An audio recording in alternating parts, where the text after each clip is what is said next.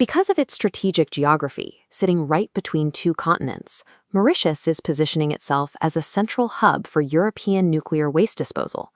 This facility handles specific, highly radioactive elements, like plutonium and neptunium, sealing them in heavy yellow containers.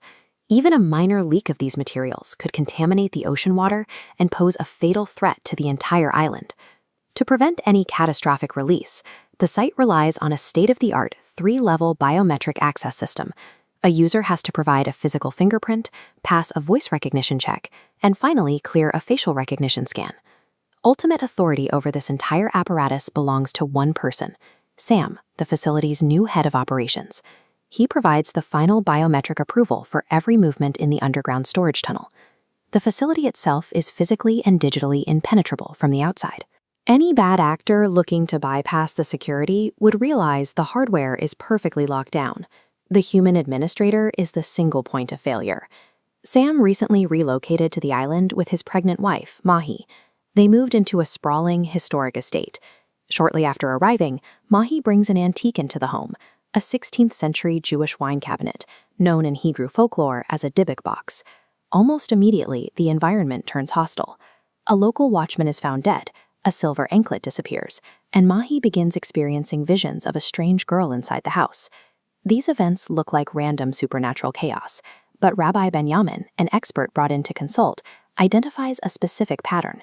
Dybbuks are malicious entities, but their actions are rarely random. If this spirit is stalking Mahi, it's doing so with a specific yet hidden motive. The haunting creates a state of constant domestic crisis. It forces Sam to focus his attention entirely on the chaos inside his home, exactly as he takes command of the island's most dangerous security infrastructure. The origin of this threat dates back to the 16th century, to a Jewish refugee in Mauritius named Yaqub Ezra. Yaqub was a master of Kabbalah, an ancient mystic and esoteric discipline. Yaqub's son, Abraham, engaged in a forbidden romance with a local Christian girl. In retaliation, villagers brutally attacked Abraham, leaving him with severe internal injuries and permanently breaking his spirit. Yaqub channeled his grief into revenge. He created the Dybbuk curse and trapped Abraham's spirit inside the wine box. He tied the curse to a demographic trigger. It only awakens upon the death of the last Jew. Yaqub programmed a strict objective into the curse. Once awakened, the spirit was required to possess an individual with the power to completely annihilate the island's land and its people. There is, however, a strict biological rule for this kind of possession. A Dybbuk cannot enter a healthy mind. It requires a host whose mind and body are fractured or severely misaligned. The curse operated exactly like a piece of 300-year-old supernatural malware. It lay dormant in the box, waiting centuries for the perfect piece of destructive human hardware to arrive in Mauritius. To bypass the home's defenses, the spirit initiated a multi-step infiltration. It first latched on to Mahi's unborn male baby, using the child strictly as an interim host to cross the threshold. Mahi herself was never the final objective. Her mind was healthy and stable, meaning she offered no psychological exploit for the spirit to use for full possession. But the true target was always Sam. Sam unknowingly carried a massive vulnerability. When he was 7, his parents died. This trauma created a deeply buried psychological fracture. The spirit weaponized his environment. Watching his wife's apparent madness triggered his childhood distress, causing his mental defenses to collapse under the pressure. The ancient magic never had to defeat the modern biometric security system. By identifying and exploiting an unhealed psychological wound, the spirit bypassed the digital firewall entirely.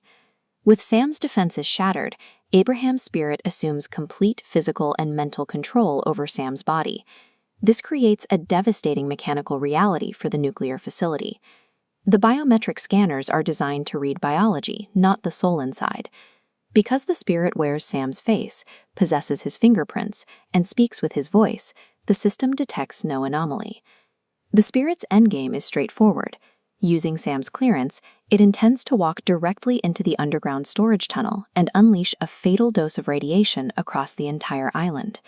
Yaqub Ezra's ancient, localized vendetta perfectly hijacked a 21st-century geographic initiative. The curse turns Europe's nuclear waste into a targeted doomsday device. Purging the spirit requires a highly specific patch. The exorcism must be executed in perfect sync with Yom Kippur, the Jewish Day of Atonement, when the spiritual threshold is most receptive. The code for the ritual demands precise personnel. Exactly 10 faithful Jewish men, known as a minyan, must participate to execute the rites. There is also a physical disposal parameter. The Dybbuk box itself must be hurled into the ocean exactly 8 nautical miles off the specific cliff edge where Abraham's body was originally dumped.